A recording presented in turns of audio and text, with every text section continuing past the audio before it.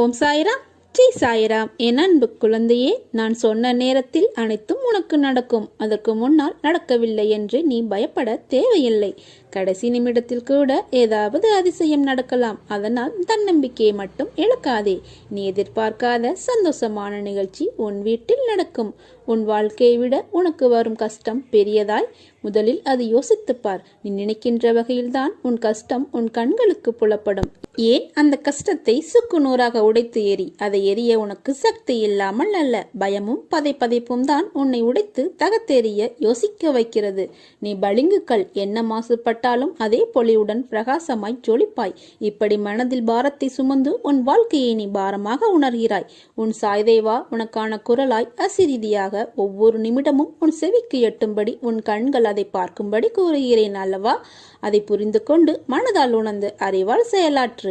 நீ எல்லாவற்றையும் முக்கியம் என்று நினைக்கிறாய், அதை போல அவர்களும் நினைக்க வேண்டும் அல்லவா?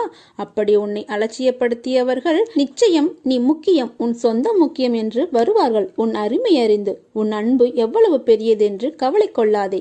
ஒருவர் கஷ்டத்தில் இருக்கும் கடவுளின் அனுகிரகம் கிடைப்பது மிகவும் பெரியது. அவர்கள் புண்ணியசாலிகள். அப்படிப்பட்ட புண்ணியசாலிகள் தான் நீ. ஏனென்றால் கடவுளின் முழு அனுகிரகம் பார்வை உன் கஷ்டமான நேரத்தில் உனக்கு கிடைக்கும். அது காற்று மூலமாகவும் நீர் புல் என எந்த வகையிலும் உனக்கு கடவுளின் பேரருள் கிடைக்கும். நீ இனிமேல் கவலை கொள்ளாதே.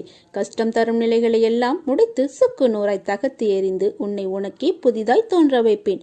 புதிய வாழ்க்கையாய் புதிய புத்துணர்ச்சியுடன் ஒரு நல்ல எதிர்காலத்தை நீ பெறுவாய். காலம் தாழ்த்துகிறேன் என்று வருந்தாதே. சரியான நேரம் வந்துவிட்டது. வெற்றியை தேடி நீ செல்லாதே. உன் மீது முழு நம்பிக்கை வை. வெற்றி உன்னை தேடி வரும். எதற்கும் எதற்காகவும் கலங்கி நிற்காதே. எல்லாம் சரிவர அமைய போகிறது. உன் வாழ்வில் கூடிய விரைவில் சுப நிகழ்ச்சி நடைபெறும். நான் உன் சாய்தேவா உனக்கு துணையாக இருக்கிறேன். ஒருவர் வாழ்க்கையில் துன்பம் நேரும் பொழுது அவன் என்னை நம்பி கைகூப்பி வணங்கினால் அவனை மட்டுமல்ல அவன் குடும்பத்தையே காப்பது என்னுடைய கடமையாகும். உனக்குள்ளேயே என்னை வைத்துக்கொண்டு என்னை தேடி ஊர் ஊராக ஓடுவதும் என் பெயரை மறந்து மற்றவற்றை உச்சரிப்பதும் எதற்கு? என்னை நினைப்போருக்கு தலைமுறை தலைமுறையாக நான் துணை நிற்பேன். உன்னை நான் கைவிட மாட்டேன். உங்களை ஏமாற்றியவர்களிடம் ஒன்றை மட்டும் சொல்லி விலகுங்கள். இன்று எனக்கு, நாளை உனக்கு. எல்லாவற்றுக்கும் ஒரு நாள் காலம் வரும் என காத்திருந்த உன் பொறுமையும் நம்பிக்கையும் இனி உனக்கான எல்லாம் வரிசையாய் வந்து குமிய போகிறது. என் வாக்கு என்றுமே பொய்யாகாது. உறவுகள் உன்னை பாராட்டும். பிள்ளைகள் உனக்கு பெருமை சேர்ப்பர். பொறுமையாக இரு. நான் எனது அதிசயத்தை நிறுத்துவேன். அனைத்தும் ஜெயமாக்குவேன். எல்லாம் நன்மைக்கே என்று நம்பு. உன் நம்பிக்கையும் பொறுமையும் தான் வாழ்க்கையை வெற்றி என்னும் திசையில் பயணிக்க வைக்கும். உன்னுடன் இருப்பது உன் சாய்தேவா என்ற நம்பிக்கையோடு இருங்கள். கேட்டதை கண்டிப்பாக தருவேன். அதில் எந்த மாற்றமும் இல்லை. நான் உன்னிடம்தான் பேசுகிறேன். நம்பிக்கையை தளர விடாதே. நிச்சயம் உனக்கு நன்மை செய்வேன். நான் எல்லாவற்றையும் பார்த்து கொண்டு தான் இருக்கிறேன். அறிவை பெருக்குவதில் பேராசைக்காரனாயிரு. முன்னேற துடிப்பதில் ஆர்வமாயிரு. முயற்சி செய்வதில் பிடிவாதக்காரனாயிரு. வா என் குழந்தையே, இன்னும் என் அருகில் வா. இரவெல்லாம் உன் தலையை வருடி கொடுத்தபடி உன் தலைமாட்டில் நான் உட்கார்ந்து கொண்டிருந்தேன். உன் இதயத்தை என்னை நோக்கி திருப்பி உன் உடலை வருத்தி உபவாசம் எல்லாம் இருந்து என்னிடம் வேண்டுகோள் வைத்துக் கொண்டிருக்கிறாய். இதை இந்த சாயி நிறைவேற்றி விடுவேன் என்ற நம்பிக்கை உன் மனதில் வலுப்பெற்று விட்டது. உனக்கு நான் எத்தனை தொல்லைகள் மத்தளம் கூட 2 பக்கம்தான் இடிப்படுகிறது. ஆனால் உனக்கோ எல்லா பக்கத்திலும் இடிகள்.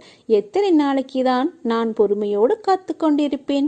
உன் வேண்டுதலை அலட்சியப்படுத்த விரும்பவில்லை. நான் உன் அருகிலேயே இருக்கிறேன். நீ உருகும் போது நான் தாரை தாரையாய் அழுகுகிறேன். கன்னங்கள் ஒட்டி போகும் வரை உனக்காக நான் விரதம் இருக்கிறேன். உன்னுடைய தேவைகளுக்காக நான் ஓடியாடி கண்டிருக்கிறேன். உனக்கு நல்ல வழிகளை உருவாக்குவேன். இரவெல்லாம் உன் தலைமாட்டில் நான் உட்கார்ந்திருக்கிறேன். பயப்படாதே. உன்னை ஏளனமாக பார்த்து நகைத்தவர்கள் முன்னிலையில் கொடியாய் நீ உயர்ந்து நிற்கப் போகிறாய். உன்னை தாங்கும் கம்பாக நான் என்ற உன்னிடத்தில் உன் சாய்தேவாவை நீ என்ற சொல்லுக்கு அர்த்தம் கண்டாயோ? அந்த நொடி பொழுதிலிருந்தே உனக்காக நான் இருக்கிறேன். அதற்கு முன்பாகவும் சரி, இதற்கு பின்பாகவும் சரி, என் உயிராய் நீ என்றும் என்னிடத்தில் இந்த துவாரகமாய் தாயின் பிள்ளையாய் வாழ்வாய். உன் கண்ணீரை துடை. உன் கண்களிலிருந்து கண்ணீர் வழியக்கூடாது. இது உன் உயிராய் நினைக்கும் உன் சாய்தேவா, உன் சாயப்பா, உன் துவாரகமாய் தாயின் ஆணை. நிச்சயம் வாழ்வில் நீ சந்தோஷமாக வாழ்வாய். நிச்சயமாக எல்லா செல்வ வளங்களையும் பெற்று சீரும் சிறப்புமாக சுபிச்சமாக மன நிறைவான வாழ்க்கையை வாழப்போகிறாய். எப்போது எனது துயரங்கள் தீரப்போகிறது? இன்னும் எத்தனை காலம் காத்திருக்க வேண்டும் என்று உன் மனம் வாடுகிறது இல்லையா? இதோ இங்கே இருக்கிறேன் எனது அன்பு செல்வமே, இதோ உனது அருகினில் இருக்கிறேன். நீ உறங்கும் போதும் ஓய்வெடுக்கும் போதும் பலவிதமான பணிகளை மேற்கொள்ளும் போதும் உனது கண்களின் எதிரே உனக்கு முன்பாக நான் அமர்ந்து இருக்கிறேன். திரும்பும் திசையெல்லாம் நான் உன்னுடன் இருக்கிறேன். நீ காண்கின்ற ஒவ்வொரு ஜீவராசிகளின் வடிவிலும் சூழ்ந்திருக்கின்றேன். ஏன் உன்னுள் இருக்கின்றேன். நிழலாக தொடர்ந்து கொண்டிருக்கிறேன். உன்னுடைய கிரகத்தில் அமர்ந்து கொண்டிருக்கிறேன். சிலையாக ஓவியமாக நான் இருக்கிறேன். என்னுடைய குரல் உன் செவிகளில் கேட்கப் போகிறது. ஆம், எனது அற்புதமான குரல் உன் செவிகளில் கேட்கப் போகிறது. அப்போது நான் உன்னுடன் நிற்பதை உணர்ந்து கொள்வாய். எனது குரல் மீண்டும் கேட்கும் தருணத்தில் என்னை முழுவதுமாக புரிந்து கொள்வாய். நான் இருக்கும்போது எதற்காக பயந்து ஓடுகிறாய்? எனது பார்வைக்கு மிஞ்சிய சக்தி எதுவும் இல்லை. நான் உனது நிழலாக இருக்கும்போது கலங்காதே. உனது வாழ்க்கையில் எது நடந்ததோ அவை அனைத்தையும் நடந்து முடிந்து விட்டது. இனி எதுவும் உன்னை துன்புறுத்த போவதில்லை. வாழ்க்கையில் மிக வேகமாக வளர்ந்து பெரும் செல்வந்தர்கள் மத்தியில் வாழப்போகிறாய். கலங்காதே. அனைவரும் இயக்கும் வண்ணம் உயரப்போகிறாய். தேவையில்லாமல் மனதில் கற்பனையை வளர்த்துக் கொள்ளாதே. என்னை மீறி எதுவும் நடைபெறாது. ஆம், எனது குரல் உனது செவிகளில் கேட்கப் போகிறது. உனக்கு வேண்டியதையெல்லாம் வழங்கப் போகிறேன். உனது வம்சாவளி செழித்து வளரப்போகிறது. காத்திரு. நிழலாக என்றும் உனக்காக நீ செல்லும் இடமெல்லாம் என்னுடைய துணை என்றும் இருக்கும். உனது கண்களின் எதிரே உனக்கு முன்பாக நான் அமர்ந்திருக்கிறேன். என்னை உற்றுப்பார். நீ என்னை முழுவதுமாக அடையும் தருணத்தில் உனது கர்ம பலன்களை நான் சுமப்பேன். உன்னை வலுப்படுத்தவே நான் வந்துள்ளேன். உனக்குள் எல்லையற்ற ஆற்றல் ஒளிந்துள்ளது. அதை உன்னிலிருந்தே வெளிக்கொண்டு வா. கடவுளின் கரம் உன் கண்ணுக்கு தெரியாமல் உன்னை பிடித்து கொண்டிருக்கிறது. தைரியத்தை வரவழைத்துக்கொள். வாழ்க்கையில் பெரிய வெற்றி உனக்காக காத்திருக்கிறது. என்னால் முடியவில்லை என்கிறாயா? உனது மனதை சாய் பாதங்களில் சமர்ப்பித்து விடு. நான் தான் செய்கிறேன், நான் தான் கஷ்டப்படுகிறேன் என எப்போதும் தான் என்ற எண்ணம் வருவதை தவிர்த்து நல்லதோ கெட்டதோ அவர் செய்கிறார், அவர் பார்த்துக் கொள்வார் என்றிரு. பாரத்தை அவர் மீது வைத்துவிட்டு பலனை எதிர்பார்க்காமல் கஷ்ட நஷ்டங்களால் கலங்காமல் போய்கொண்டே இரு. தன் பக்தர்களை கஷ்டங்களில் இருந்து மீட்க வேண்டும் என்று தீர்மானம் செய்து கொண்ட பாபா உன் கையை பலமாக பிடித்து கொண்டு அழைத்துச் செல்வார். நீ விரும்பிய வாழ்க்கையை வாழப்போகிறாய். என் விருப்பம் நீ எல்லாவற்றிலும் வாழ்ந்து சுகப்பட வேண்டும் என்பது. அதற்கு உன்னை தயார்படுத்தும் வேளையில் இப்போது ஈடுபட்டிருக்கிறேன். என்னை நோக்கி முதலில் ஓர் அடியை நீ எடுத்து வை. அடுத்த மாற்றத்தை நான் பார்த்துக் கொள்கிறேன். உனக்காக நான் இருக்கிறேன். நான் உனக்கு சொல்வது அருள்வாக்கு அல்ல, தெய்வ வாக்கு. விதிக்கப்பட்ட விதி யாராக இருந்தாலும் அனுபவித்தே ஆக வேண்டும். நான் அனைத்திலும் இருந்து உன்னை பாதுகாத்து வழிநடத்தி செல்வேன். உன்னை தேடி நான் வரப்போகிறேன். வேண்டியதை கேள், பெற்றுக்கொள். ஓ, நான் உன்னுடன் இருக்கும்போது உனது கவலைகளை எனது பாதத்தில் நீ சமர்ப்பித்த பின்னர் கவலை எதற்கு? எனது மகிமைகளைக் கண்டு ஏன் இந்த ஏக்கம் உனக்கு? உனது தந்தையும் நானே, தாயும் நானே. உன்னை படித்ததும் நானே, உன்னை சோதிப்பதும் நானே. உனது சோதனை காலம் முடிந்த பின்னர் நீ யார் என்பதை நீ அறிந்து கொள்வதற்கு நான் தரும் சோதனைகள் தான் நீ படும் வேதனைகள். நம்பிக்கையுடனும் பொறுமையுடனும் இரு. அதற்கான பலன்கள் விரைவில் வந்தடையும். உனக்கான நல்ல நேரம் வரும் வரை என் மடியில் அமர்ந்து உன் கர்மாக்களை களி. நீ தோல் சாய உன் தந்தை நான் இருக்க ஏன் உனக்கு இந்த ஆயாசம்? வா குழந்தாய், வந்து சாய்ந்து கொள். மனசஞ்சலங்களை அகற்றி அமைதிக்கொள். விரைவில் உன் பிரச்சனைகளை தீர்த்து உன்னை மகிழ்ச்சி வெள்ளத்தில் மூழ்கடிக்கின்றேன். அதுவரை எனது நாமத்தை ஜபித்து உன் கர்மாக்களை என் துணையோடு கழித்து வா. உனக்கு என்ன துன்பம் நேர்ந்தாலும் உன் உள்ளங்கையில் நான் இருக்கிறேன் என்பதை மறவாதே, கலங்காதே. சீக்கிரமே நல்ல வழி பிறக்கும். என்னிடம் முழு மனதோடு கேள். என்னிடம் உள்ள அனைத்தையும் நான் உனக்கு தருவேன்.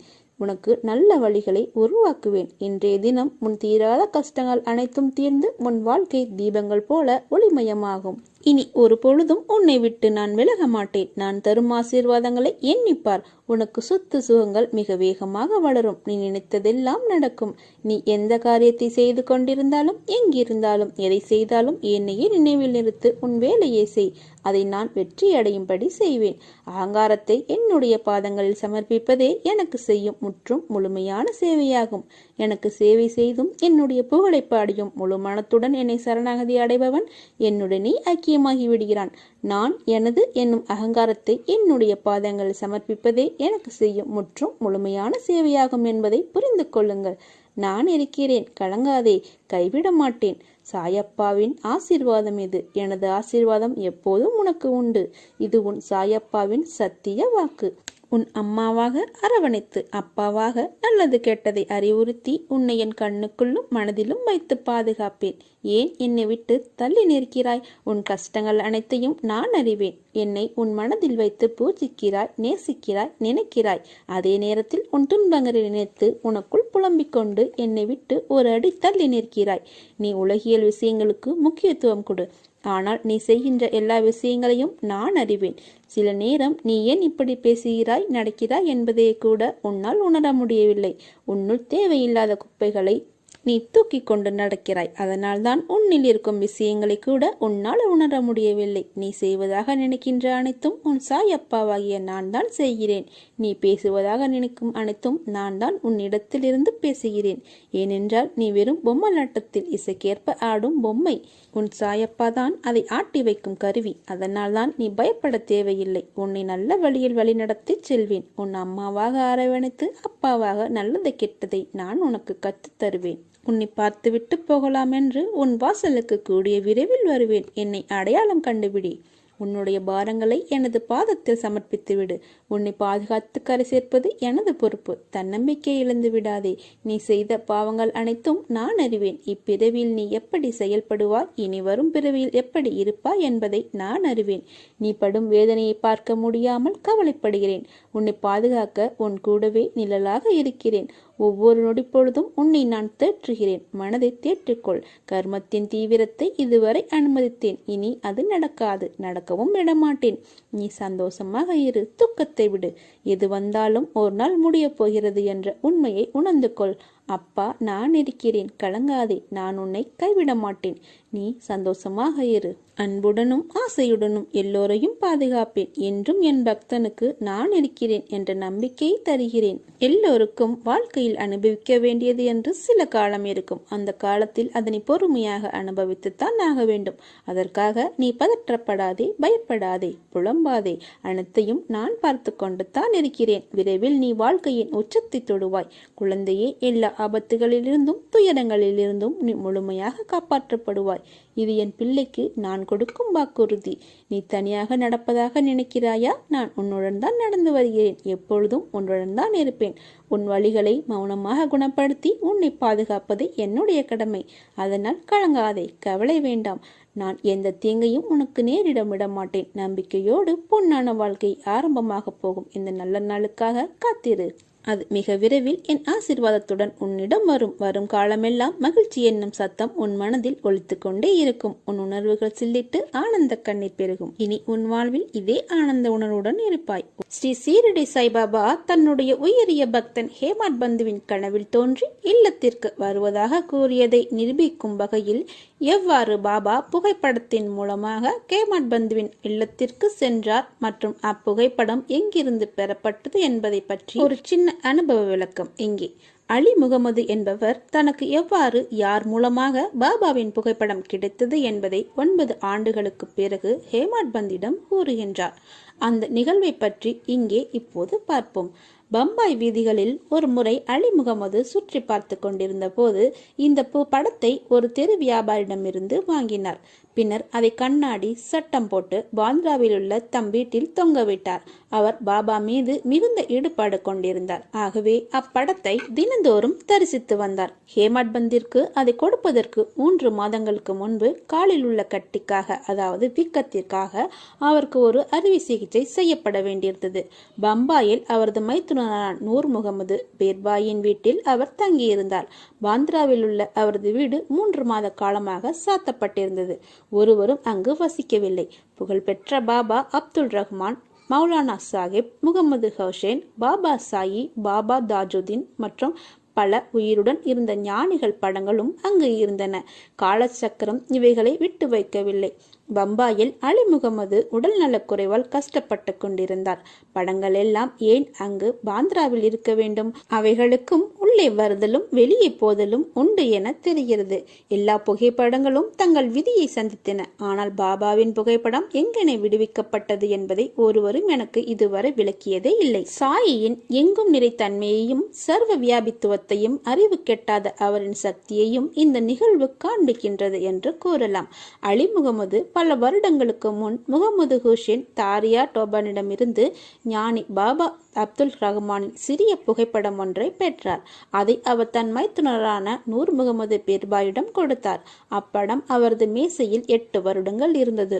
ஒரு முறை நூர் முகமது பீர்பாய் அதை ஒரு புகைப்படக்கலை நிபுணரிடம் எடுத்துச் சென்று சற்று பெரிய அளவு படமாக உருவாக்கம் செய்து அதன் பிரதிகளை அலி முகமது உட்பட தமது உறவினர்களிடையும் நண்பர்களிடத்தும் விநியோகித்தார். அலி முகமது அதை பாந்திராவில் உள்ள தனது வீட்டில் மாட்டினார். நூர் முகமது ஞானி அப்துல் ரஹ்மானின் சீடர். நமது குருவிடம் அவரால் நடத்தப்பட்ட ஒரு சிறந்த தர்பாரில் அப்படத்தை அளிக்க விரும்பினார். அங்கு சென்ற போது குரு கோபமடைந்து அவரை உதைப்பதற்காக ஓடினார். அவரை வெளியில் தள்ளினார். அவர் மிகவும் வருத்தமுற்று மனமுடிந்தார். நூர் முகமது தனது பெரும் பணத்தையும் இழந்து குருவின் கோபத்தையும் துன்பத்தையும் பெற்றதாக வருந்தினார். அவருடைய குருவுக்கு உருவ ஆராதனை பிடிக்காதகையால் பெரிதாக்கப்பட்ட அந்த படத்தை அப்பல்லோ பந்திற்கு எடுத்து சென்று ஒரு படகை வாடகைக்கு அமர்த்தி நீரில் சென்று மூழ்கடித்தார். நண்பர்களையும் உறவினர்களையும் தங்கள் பிரதிகளை திருப்பிக் கொடுக்கும்படி வேண்டி அவைகளை திரும்ப பெற்ற பின் மொத்தத்தில் 6 பிரதிகள் அனைத்தையும் பாந்திரா கடலில் மீனவனை கொண்டு அப்படத்தை எரியச் செய்தார்.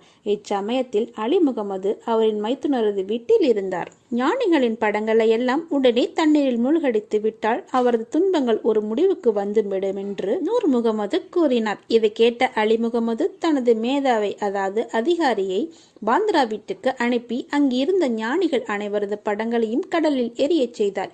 2 மாதத்திற்கு பின் அலி முகமது தன் வீட்டிற்கு திரும்பியதும் சுவரில் பாபாவின் படம் முன்பு போலவே மாட்டியிருந்ததை கண்டு வியந்து போனார். அலி முகமதுவின் அதிகாரி இதை அவித்து பிற படங்களை எங்கேனும் எடுத்து வந்தார் என்பது அதுவரை அவருக்கு யாருக்குமே புரியவில்லை. அவரது மைத்துனர் அதை கண்டால் அதையும் வழக்கப்படி செய்து விடுவார் என்று பயந்து உடனே அப்படத்தை எடுத்து அலமாரியில் உள்ளே வைக்க சொன்னார். யார் அந்த படத்தை நன்றாக வைத்து காப்பாற்றுவார்கள்? அதை என்ன செய்ய வேண்டும் என்று அவர் யோசித்துக் கொண்டிருக்கையில் மௌலானா இஸ்மு முஜாவர் என்பவரை சென்று பார்த்து அவர் கூற்றுப்படி செய்ய வேண்டும் என்று சாய்பாபாவை தெரிவித்தது போல இருந்தது. தீவிர ஆலோசனைக்கு பின்பு இருவரும் அப்படம் ஹேமத் பந்த் அவர்களுக்கு அன்பளிப்பு செய்யப்பட்டால் இவர் அந்த புகைப்படத்தை நன்கு பாதுகாப்பார் என்று தீர்மானித்தார். பின்னர் இருவரும் ஹேமத் பந்துவின் இல்லத்திற்கு சென்று தக்க சமயத்தில் அதனை வெகுமதியாக அளித்தனர். இவ்வாறாகத்தான் பாபா புகைப்படம் மூலமாக ஹேமத் பந்துவின் இல்லத்திற்கு வருகை புரிந்தார் என்பது குறிப்பிடத்தக்கது.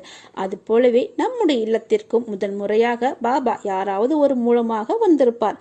அவற்றை பத்திரமாக பாதுகாத்து உரிய முறையில் பூஜைகள் செய்து அவர் நம்பிக்கையோடு பிரார்த்தனை செய்தால் அவர் நம்முடனே நம் குடும்பத்துடனும் எப்பொழுதும் இருப்பார். நம்பிக்கை குறையாமல் அவரை வணங்கி வந்தால் அனைத்திலும் வெற்றியே. ஓம் சாய்ராம். ஜெய் சாய்ராம்.